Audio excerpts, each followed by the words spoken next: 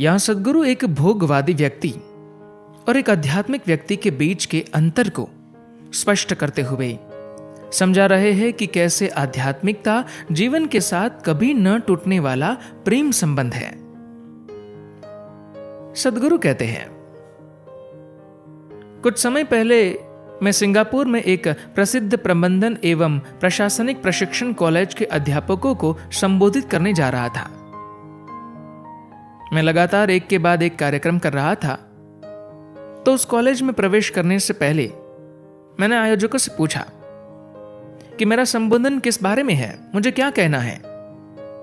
वे बोले, नेतृत्व के बारे में कुछ कहिए। मैं जब वहां प्रवेश कर रहा था तो मैंने एक बैनर देखा जिस पर लिखा था, भारत के एक प्रेरणादायी वक्ता का नेतृत्व पर संबोधन। भौतिकतावादी व्यक्ति उस कुत्ते की तरह है जिसके आगे हड्डी लटकाकर उसे रेस जीतने के लिए प्रेरित किया जाता है। बस हड्डी पाने के लिए कुत्ता तेज गति से भागता है, पर वो उसे नहीं मिलती। एक भौतिकतावादी व्यक्ति हमेशा बाहरी परिस्थितियों से प्रेरित होता है। तो मैंने बस ये सोचा कि वे कौन सी बातें हैं जो लोगों को कुछ करने के लिए प्रेरणा देती है। लोगों को कब और कहां प्रेरणा की आवश्यकता पड़ती है। आपको प्रेरणा की जरूरत तभी होती है जब आपके जीवन में कोई ऐसी चीज न हो जो आप वाकई करना चाहते हैं। अगर आप वाकई कुछ करना चाहते हैं तो आपको किसी प्रेरणा की कोई जरूरत नहीं है। क्या भोजन करने जाने के लिए आपको प्रेरणा की जरूरत होती है? लेकिन हां, आप में से कुछ लोगों को साधना करने के लिए, सुबह जल्दी उठने के लिए प्रेरणा अवश्य देनी पड़ती है। जब लोग बहुत ज्यादा प्रेरित हो जाते हैं तो वे कोई महान कार्य कर सकते हैं या वे बिल्कुल मूर्खतापूर्ण काम भी कर सकते हैं। प्रेरणा हमेशा बुद्धिमानी के साथ नहीं आती। जब हमें कोई अत्यंत उद्देश्यपूर्ण व लक्ष्य केंद्रित काम करना हो तो हमें ज्यादा समझदार, ज्यादा लक्ष्य केंद्रित लोगों की आवश्यकता होती है। ऐसे लोग जिन्हें किसी के द्वारा प्रेरणा दिए जाने की कोई जरूरत ना हो, जो स्पष्ट रूप से जानते हो कि उन्हें क्या करना है। अगर हम में यह स्पष्टता है कि हम क्या करना चाहते हैं तो हम जो चाहते हैं उसे रचने की हमारी योग्यता प्रेरित लोगों की योग्यता से कहीं बेहतर होगी। प्रेरित लोगों का समूह किसी कम समय तक चलने वाली गतिविधि के लिए तो ठीक है, पर यदि कोई दीर्घकालीन कार्य करना हो तो ऐसे लोगों की जरूरत होगी जो हर हाल में वो काम करना चाहते हैं। एक भौतिकतावादी या सांसारिक व्यक्ति और एक आध्यात्मिक व्यक्ति में अंतर बस यही है कि भौतिकतावादी व्यक्ति उस कुत्ते की तरह है जिसके आगे हड्डी लटकाकर उसे रेस जीतने के लिए प्रेरित किया जाता है। बस हड्डी पाने के लिए कुत्ता तेज गति से भागता है, पर वो उसे नहीं मिलती। एक भौतिकतावादी व्यक्ति हमेशा बाहरी परिस्थितियों से प्रेरित होता है, जबकि आध्यात्मिक व्यक्ति को किसी बाह्य प्रेरणा की जरूरत नहीं होती, क्योंकि वह वही करता है जो वह वाकई करना चाहता है। आध्यात्मिक प्रक्रिया जीवन जीने का एक ज्यादा बुद्धिमानी पूर्ण तरीका है, क्योंकि इसका अर्थ यह है कि आप सृष्टि के निर्माता की बुद्धि के साथ लय में हैं। अब चाहे जितना भी गहरा सोच ले, उसकी तुलना उस बुद्धिमानी से नहीं हो सकती जो ये शरीर बना रही है। कीचड़ में फूल उगा रही है, मिट्टी के भोजन को मानव शरीर और उस शरीर को फिर से मिट्टी बना रही है, जो ग्रहों को गोल घुमा रही है और जो सौर मंडल एवं तारा मंडलों को कार्यरत रखे हुए हैं, वह जो इस सृष्टि का आधार है। आप चाहे किसी भी प्रकार के अत्यंत स्मार्ट विचार पैदा कर ले, किसी भी प्रकार के सिद्धांत और समीकरण आप बना ले, वे सभी बस उस बुद्धिमानी को समझने के लिए है जो इस सृष्टि का स्रोत है। अब जिसे विज्ञान कहते हैं वह बस सृष्टिकर्ता की बुद्धिमानी को समझने का प्रयत्न है। आप जिसे तकनीक कहते हैं वह और कुछ नहीं, बस पहले से ही बनी हुई जीवन की तकनीकों की एक तुच्छ नकल मात्र है। तो आप जिसे मानवीय या तार्किक बुद्धिमानी कहते हैं वह उस बुद्धिमानी की तुलना में कुछ नहीं है जो सृष्टि का आधार है। अगर आप उस बुद्धिमानी के साथ एक होना चाहते हैं जो इस सृष्टि का आधार है तो आप आध्यात्मिक हैं। सामान्य रूप से भोगवादी जीवन उस सर्वोत्कृष्ट बुद्धिमानी के साथ लय में नहीं होता, तो क्या इसमें कुछ गलत है? क्या भोजन करना, कपड़े पहनना, रहने के लिए एक मकान बनाना गलत है? यह सब काम करना गलत है, मुद्दा वो नहीं है। लेकिन अगर आप सहायक भोजन को ही मुख्य भोजन बना देंगे तो यह जीने का एक मूर्खतापूर्ण तरीका होगा।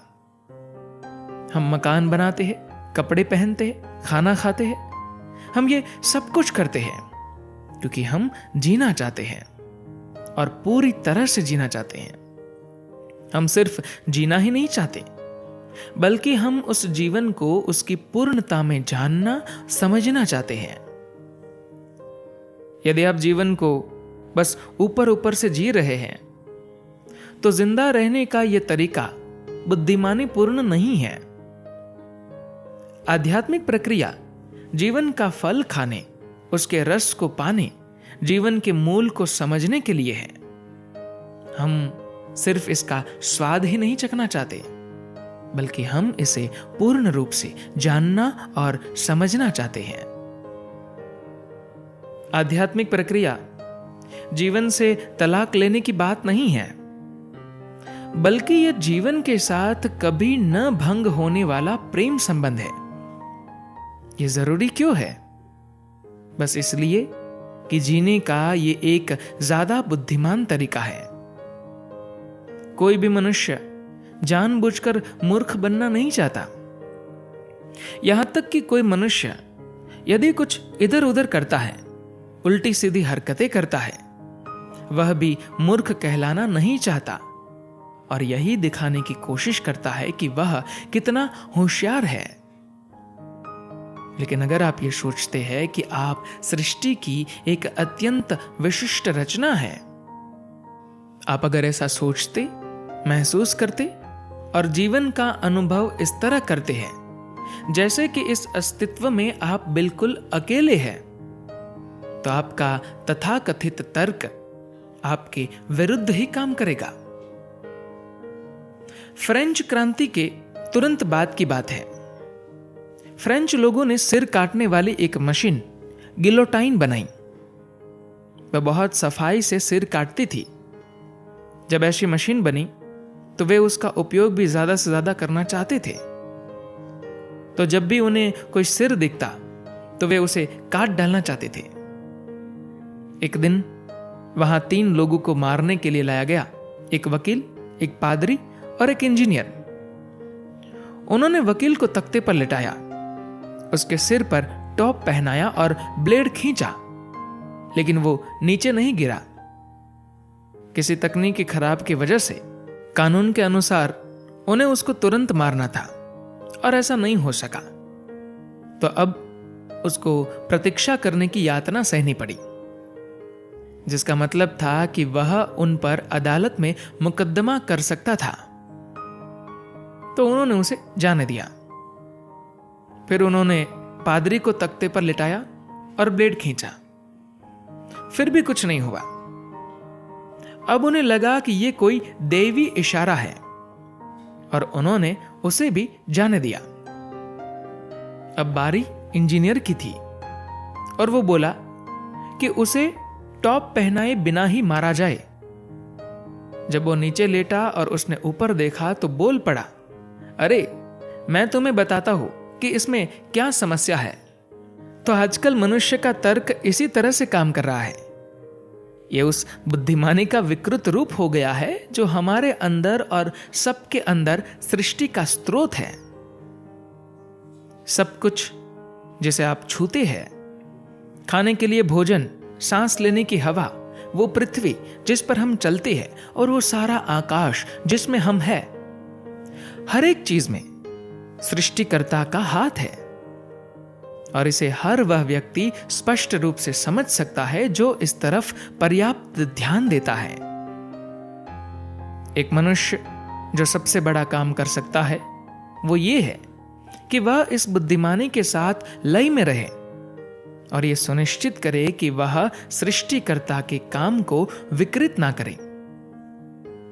इस तरह क्या मैं अपना जीवन जी सकता हूं? क्या मैं जो चाहता हूं वो कर सकता हूं?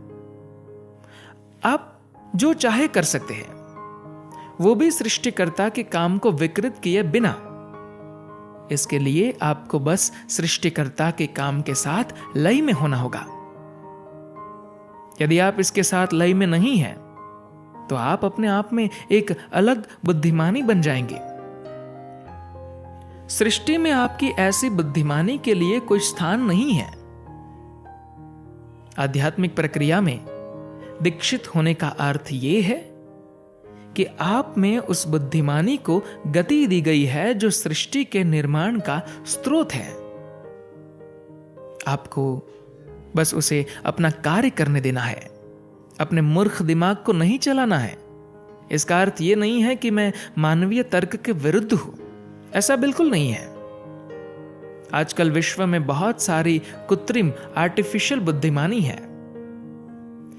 कंप्यूटर वास्तव में बहुत होशियार हो गए हैं, लेकिन कोई भी कंप्यूटर कभी भी किसी मनुष्य की बराबरी नहीं कर सकता। भविष्य में ऐसा कंप्यूटर बनाया जा सकता है जो लगभग हर वो चीज कर सकेगा जो आज मनुष्य कर रहा है, पर मनुष्य की बेवकूफी के साथ तो वो भी बराबरी नहीं कर सकेगा। तो हम मनुष्य हमेशा अतुल्य ही रहेंगे। तर्क समस्या नहीं है। समस्या यह है कि आप एक विशिष्ट बुद्धिमानी बन जाते हैं जो किसी काम की नहीं होती। आप एक सर्वसमावेशी बुद्धिमानी नहीं रहते। योग का अर्थ है सर्वसमावेशी होना, जैसे आपकी बुद्धिमानी किसी भी प्रकार से उस बुद्धिमानी को विकृत ना करे जो आपके अंदर और बाहर हर वस्तु की रचना का स्रोत है। धन्यवाद।